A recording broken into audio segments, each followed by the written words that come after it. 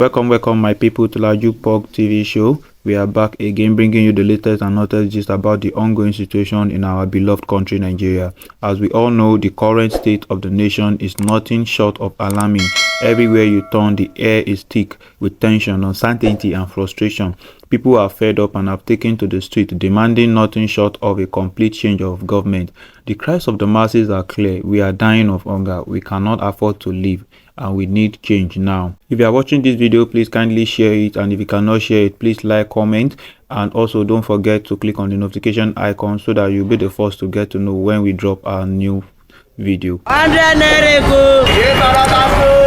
Welcome to LAJUPOG TV show.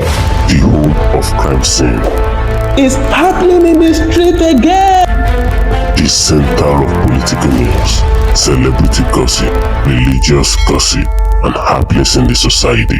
Join us, the voice of Africa. Welcome my people. As we dive into today's show, we'll be showing you clips from President Tinubu's latest speech as well as Ado Ibrahim's interview on Arise TV this morning. We will break down what they said and we'll give you our honest take on the situation. But more importantly, we want to hear from you. What do you think about the state of our nation? How are you coping with the current situation? What do you think needs to be done to bring about real change? Kindly dive to our comment section and drop your opinion. The price of basic commodities has gone through the roof. Just last month we could manage to put food on the table, but today even the most essential goods are beyond the reach of the average Nigerian. Families are struggling, people are starving, and the nation is in turmoil. The situation has reached a boiling point and the people are making their voices heard loud and clear. Early today, President Tinubu addressed the nation once again. In his speech, he pleaded with the people to endure the pain and hardship, urging us to look beyond the present suffering and focus on the promise of a better tomorrow. He spoke of patience, endurance, and the need for sacrifice. But the question that lingers on everyone's mind is, how can we endure? How long do we have to sacrifice before we see any real change? Let's watch the video of Tinubu addressing the nation. Nigerians, this period may be hard on us, and there is no doubt that it's tough on us. But I urge you all to look beyond the present temporary pains and aim at the larger picture. All our good and helpful plans are in the works. More importantly, I know that they will work. Sadly, there was an unavoidable lag between subsidy removal and these plans coming fully online. However, we are swiftly closing the time gap. I plead with you, please have faith in our ability to deliver and in our concern for your well-being. We will get out of this turbulence, and due to the measures we have taken, Nigeria will be better equipped and able to take advantage of the future that awaits her.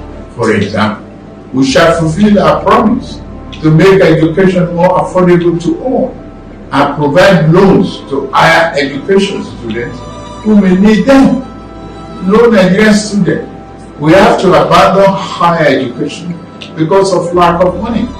Our commitment is to promote the greatest good for the greatest number of our people. On principle, we shall never falter. I assure you, my fellow countrymen and women, that we are exiting the darkness to enter a new and glorious dawn. Now, I must get back to work in order to make this wish come true.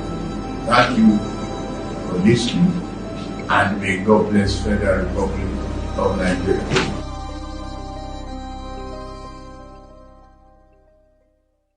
Welcome back. Let me be honest with you, my people. These are not just ordinary times. These are times of great distress, times that call for urgent action and genuine leadership. People are not just asking for change, they are demanding it. They are tired of promises, tired of speeches, tired of waiting for a better tomorrow that never seems to come. The reality on the ground is harsh and it's getting harder and harder to survive. Let's break it down. The cost of living has skyrocketed. Just a few months ago, we could fill our shopping basket with essential items for our families. Today, with the same amount of money. We are lucky if we can buy even half of what we used to. The price of petrol has been climbing steadily, and with it, the cost of transportation. Every 2 weeks, it seems like the cost of fuel goes up, putting more strain on our already stretched budget. And it's not just the price that are the problem. The quality of goods are also taking a nosedive. The food that people are struggling to buy is lacking in quality and nutrition. It's as if we are being forced to choose between eating poorly or not eating at all. This is the reality that millions of Nigerians are facing every single day. Now, let's talk about the currency. The currency is falling, and it's falling fast. The value of our currency is plummeting, and it makes everything more expensive. When the naira loses its value, it affects everyone, especially the poor and the middle class. Importers are struggling to bring goods into the country, and when they do, the prices are beyond reach. The ripple effect is devastating, and it's ordinary Nigerians are bearing the burn of it. But that's not all. Just this morning, Ado Ibrahim appeared on Arise TV, and he didn't mince words. He spoke about the dire state of the economy and the growing frustration among the people. He questioned how Tinubu can claim to understand the pain of the people when he seems to disconnect from their daily struggle. It's one thing to make speeches from a place of comfort, but it's another to be in the trenches with people, feeling their pain and understanding their struggle. Let's watch the video. Mood in Nigeria at the moment following several days of protests. Yes. Somber times, to say the least. We're a nation that is divided in so many different ways, and we haven't been able to tackle that division because of so many sort of complicated elements that came from the elections and then came from things that we've experienced in the last 15 months. Principally among this is some things that people within the government have not been able to explain out. For instance, the reason why we're experiencing the catastrophic inflation rates. We inherited a debt, or President Tinubu inherited a debt of 43 billion. And we're sitting here trying to figure out, how do we get out of this mess? Inflation is running rampant, and the worst part of it is hunger. And we're not really understanding this nature of this complicated protest, because it didn't just combust out of nothing. There were warning signs, they were ignored. It was 30 days before this was going to happen. The government had said it was going to change or reshuffle its administration and give hope and give all these sort of wonderful things that, you know, only they pronounced, but there was no evidence of any of this. And you can only be so patient. And now you've got to the point where the hungry man is not afraid of anything else. It's not about his intellect, it's not about his faith, it's about himself. And young hunger creates violence. We're seeing it all over the world at the moment. And so we need to tackle it in a different way, with a different sort of consciousness of who we are as Nigerians. And just on that substantive issue of the protests, I mean, you mentioned the cost of living crisis, which is evident for everyone to see. I mean, prices rising, 40%, wages not keeping up at all. But as someone pointed out, it's not just the poor, ordinary masses who are angry, is it? I mean, one public policy analyst said there was an interclass angst. In other words, the middle class, the working class, and the lower class, all of them united in the fact that they can no longer afford to live as they used to. Yes. And critically amongst this is that the government has not enunciated its plans. What are we doing to alleviate this? There have been a lot of promises not met. This way you have described these various class sectors within the government, it also has a divide north and south. The south has peculiarities to it. We're looking at the subsidies. It's affecting transportation and movement. In the north, it's not the same thing. They're united because of hunger. And that hunger is really where this fire is burning most. It's a much more fundamental thing, isn't it? It is horribly fundamental, because this administration hasn't kind of looked at this thing in a very black and white way. Northern Nigeria has been mismanaged, not just under this administration. This administration inherited all the problems that we've seen since 1999. Progressively, they have gotten worse. The leaders that were elected by the people of the northern states have done nothing. I mean, there's no way to describe what they're doing. And now you've got to a point where hunger has met violence. And violence is the only way I'm going to be able to let you know I'm feeling this pain. The northern Nigerian is different from the southern Nigerian. And it's critical for us to fundamentally understand this. A northerner has very simple needs. He wants to farm. He's a sustenance farmer.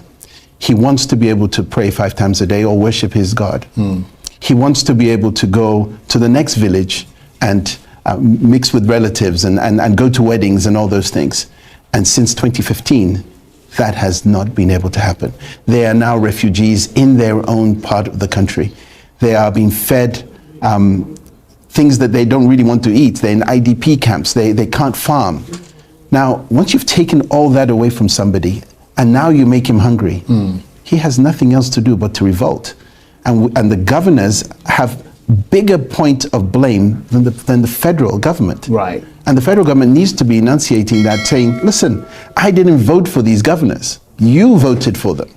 My job is federally. I'm the Nkesi of Nigeria. And more importantly, we're not giving results. We're not saying what we're going to do. I watched the other day a governor bringing out wheelbarrows and shovels. And I'm like, protesting, you're bringing out wheelbarrows and shovels, and you're proud of the fact that you're doing this in a state that is horribly populated by angry youth. What is a wheelbarrow and a shovel going to do? Help pick up the damage from the riots? So what would you like to see? What would make you feel reassured? Well, from a fundamental part of where I see Nigeria right now, I need to see action. I need to see something happening. Don't just give me rhetoric. Just be patient. Things will happen. Federally, we need to be able to put some action behind it. Move personnel. Ministers that are not performing, show the public that you're actually understanding that there is a fundamental problem with the way leadership is happening in the country. They are not leading.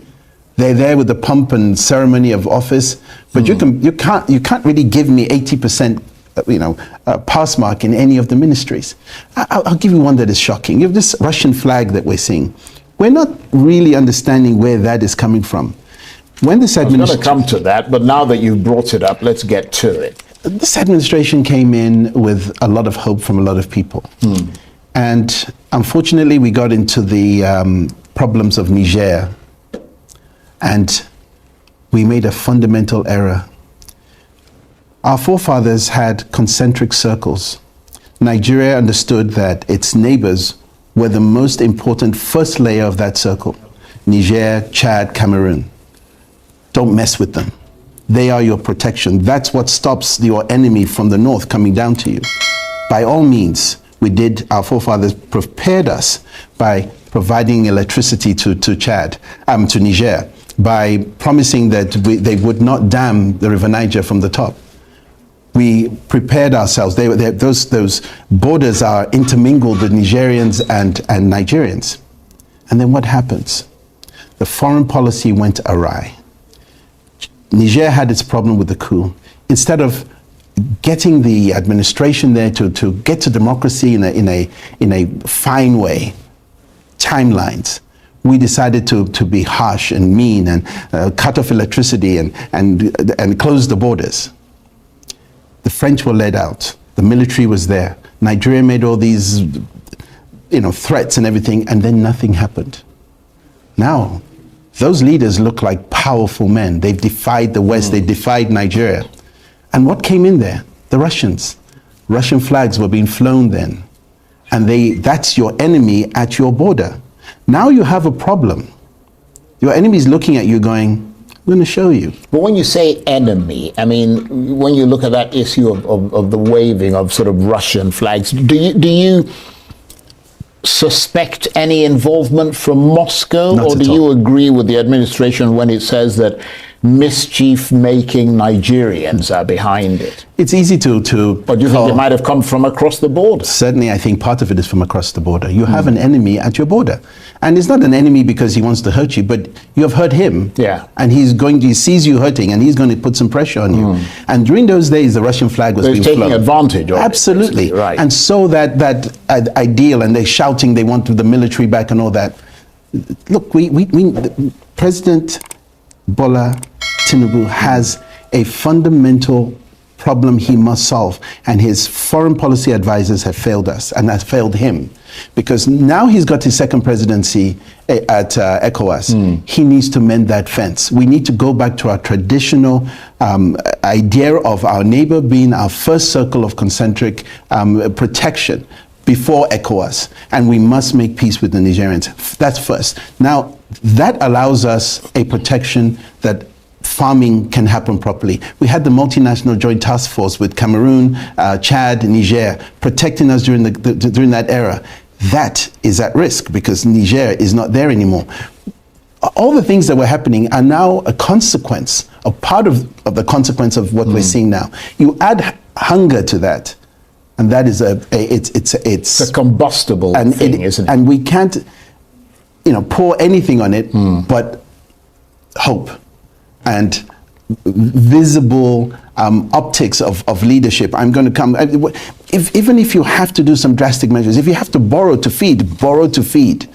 Show sympathy, show empathy. Put people in a place where you are showing that, look, these guys have failed you, and I'm changing my administrative board. These are the elements of leadership that I would like to see. I mean, I'm not in office, but as somebody who's looking at and loves this country, and I know my president is there for the next 3 years, I want to see him fail. I want to see him succeed. Yeah, but I mean, you're a member of, in a manner of speaking, you're a member of the opposition, and in terms of who the administration is blaming for the protests, some of them have rooted their statement in political ideology, calling it opposition-driven. Would you agree or disagree with that characterization? Not at all. Or you think it simplifies it?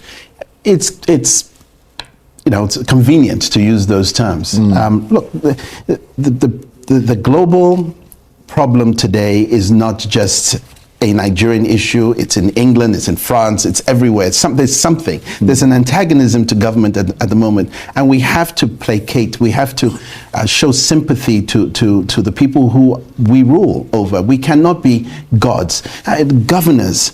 Look, until our constitution allows us to be able to prosecute governors properly, they are 8-year gods. And once they come out, finding them is hell. There is no checks and balances that have been put in place so that people can feel that they are part of the solution that we must have here. So I'm really worried that we're sitting in a time bomb that is happening of itself, and we haven't found ways in which to quell that problem. And earlier we heard, just returning to that issue, because I think you made a very important point around that issue of the Russian flags, and the fact that we really ought to be looking closely at our neighbors sort of at the northern border. And earlier we heard the Army Chief of Staff saying that it was an act of treason and a capital offense to fly any foreign flag. That sounds a bit draconian. And of course, some people have been arrested for waving those sort of Russian flags that we saw. I mean, are you concerned about the penalty they could face? If that penalty is imposed, then they have to come to this hotel with all the flags flying out here and arrest everybody in here. Look, we're coming heavy-handed. These are not literate people. These are people who look at symbols, and they're seeing that these symbols are antagonizing government, and they will continue to use them. We must find a way to make these people feel as if they're part of Nigeria and not some element of difference, that they don't feel government. Government is not touching the northerner. He's not touching the northerner at all. And so he feels that he's in a position to but it's not unique to this government. Some have said that this country has been dominated by northern governments, and so they have to be held to account, particularly by their people, for the fact that they've not been touched by government. It's a convenient thing. Yes, leadership in the North has failed the North, but we're in a federal. I'm a Nigerian. I'm not a northerner. I'm not a southerner. I'm a Nigerian. So what affects the North is going to affect me in the South or in the middle where I'm from. What we need to do is try to find a way to be able to help everybody in the country. So look, everything that's supposedly good in this country is coming from the South, whether it's electricity or industry, it's all coming from the South.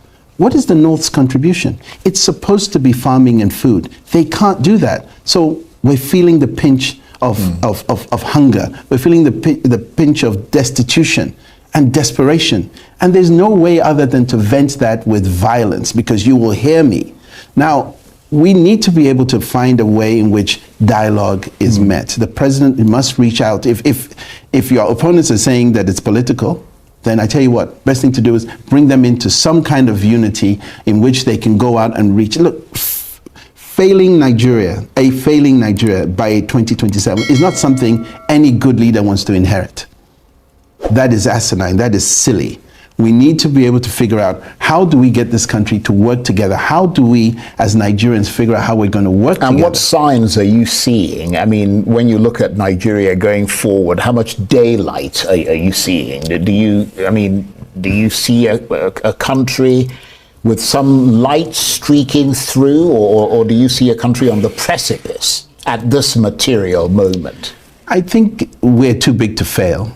I think that the government has to find a way in which it can survive the next 3 years without being a lame duck government. I'm not saying that anything can happen. I'm certainly one that believes in democracy, and we have to go through the rule of law.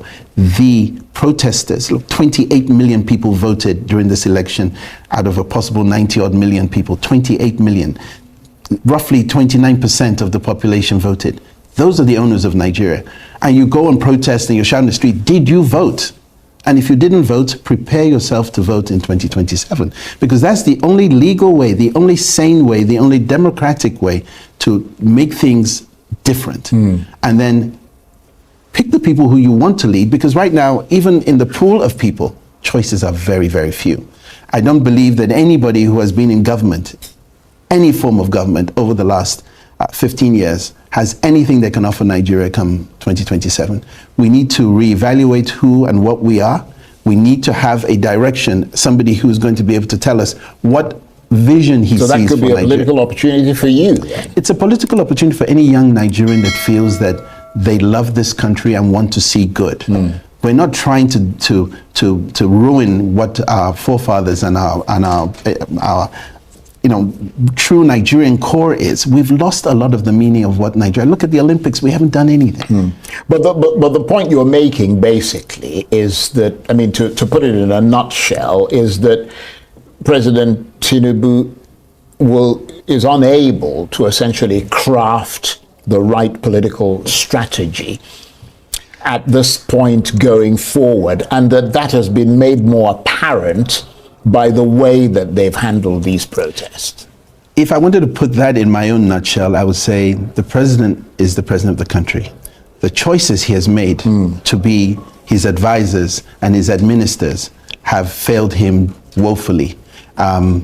This is a time to make some brave moves. I would disperse and remove everything that was part of the last administration that you're still holding. Right. I would create an opportunity for fresh minds to come into this administration. This is the time to do it. You've got 3 years to go. Show Nigerians that you feel their pain, and you're going to do some changes. Look, change is better than doing nothing. At least you have an opportunity. Absolutely. And talking about bold moves, I mean, some say that there is a need to reframe the debate, that it's not just about the cost of living crisis and some of the protests and the thuggery that we've seen at those protests, but it's about the appalling ethnic baiting and the phobia towards some ethnic groups. I mean, do you think the debate needs to be reframed in that direction, because it's important for those maligned groups to see Nigerian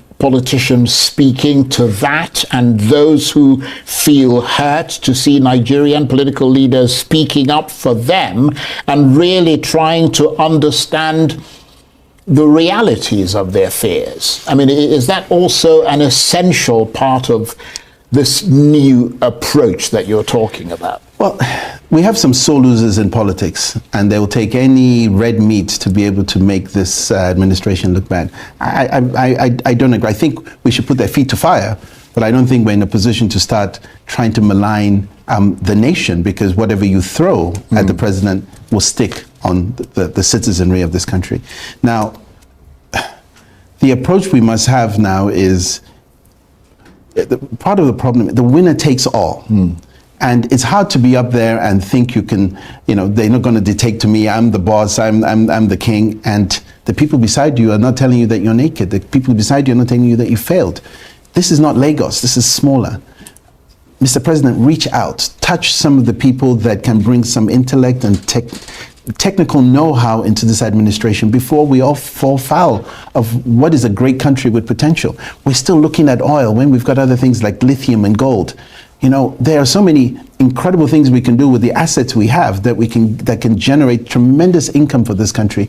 And we're still looking at what we've done in the past. I mean, every time I listen to you, I detect this sense of tremendous frustration, because you've been at the UN, you've been global, you've done so many things internationally, and it must be just so frustrating and limiting to have all that experience and not be able to kind of bring it to bear in this country. You can't even bring it to the attention of people, or there are not many opportunities to be able to bring ideas to the fore. So what you do is you sit there and you watch, and then just shake your head and say, well, maybe. But the political elite do not want new blood. They like it the way it is. What we need is an infusion of visionary Nigerians. There are many, many souls, men and women, young, exposed, well-traveled, technocrats like myself, that can bring a lot to the development of this country, whether it's in this administration or in the next one. But you have to reach out. You have to, the President was saying he wants a dialogue. Who are you dialoguing with? Who are you going to talk to? You have to pay a toll to be able to even see a minister today. More or less, even the people within the administration complaining that they cannot see their own president. In the ivory tower, you see very little. Those at the bottom are waiting to take that ivory tower down. Come down, talk to the people. You will get results. He did this when he was in Lagos. He did this when he was in opposition. Now, the foot has the ball to it. Everybody's going to want to tackle you.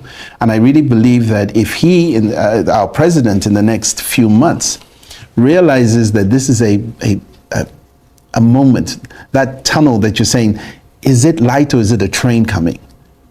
That is what we have to figure out in the next couple of months. Well, otherwise, Nigeria. Some would wager that it's the headlamps of an oncoming train. Well, if it's a Nigerian train, it's not going anywhere. It's probably stuck on the tracks. But we need to get things moving again, and we need dialogue.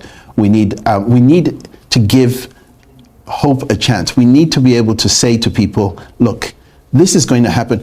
Don't just tell me it's going to happen. Tell me what is going to happen. In 6 months, there will be food. In 3 months, there'll be this. And make it clear that there is something. There are plans that a lot of us in this group we have called Reset Nigeria.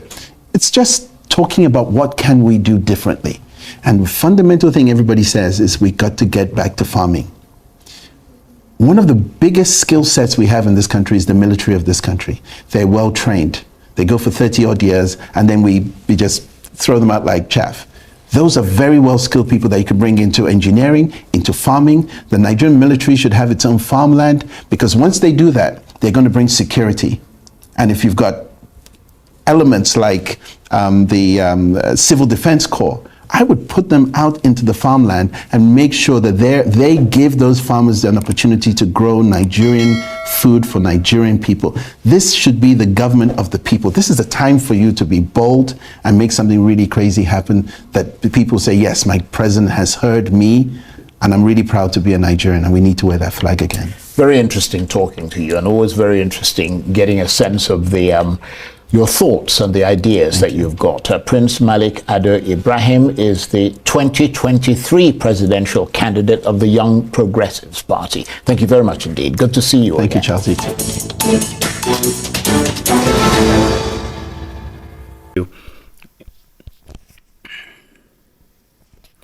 Now, in my last speech, I told you about the killing of innocent protesters. This morning, another case of police brutality surfaced. Videos have shown police officers mercilessly beating innocent protesters. How does this solve Nigeria's problem? Even if they are hoodlums, must you treat them like trash? Must you behave like animals? This brutality only adds to the people's pain and anger. Now, let's watch this short video to see how far police brutality has gone.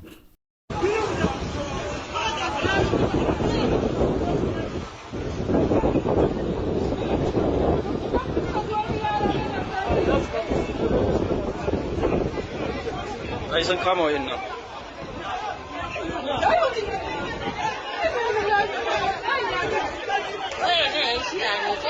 A'a ba shi ba ne.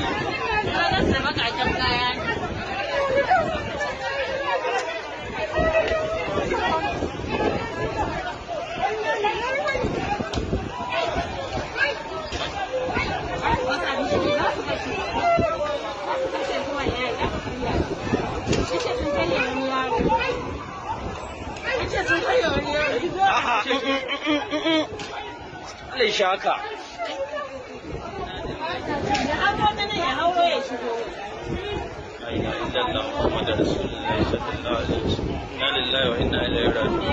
Good morning, everyone. Good afternoon, good evening, depending on where you are watching us from. I started this video by playing this video for us all to watch. Why did I play this video? You see, evidence doesn't lie. The Nigerian police have continued to debunk that they are not after protesters, that in fact they have not recorded any casualty.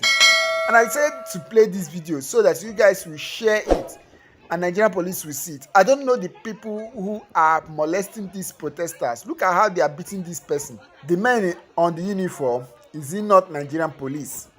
And later they will come to the national television to debug that they have never harassed any protesters, that they have not beaten up any protesters, neither have they shot anyone to death.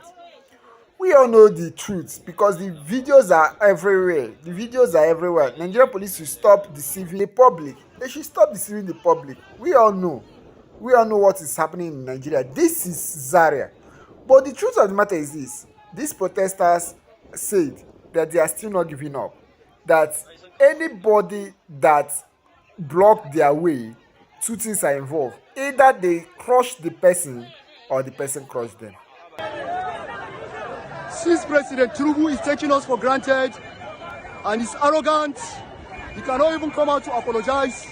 Since they are choosing to become the puppets of the West, since they are choosing to become the puppets of IMF, then we are choosing to side with Russia. We are going to speak to them in a language that they will not understand. Ado Ibrahim highlighted something critical. How can you claim to lead a nation when you are not in touch with the reality on the ground? People are saying that they are hungry. They are saying that they can barely feed their families.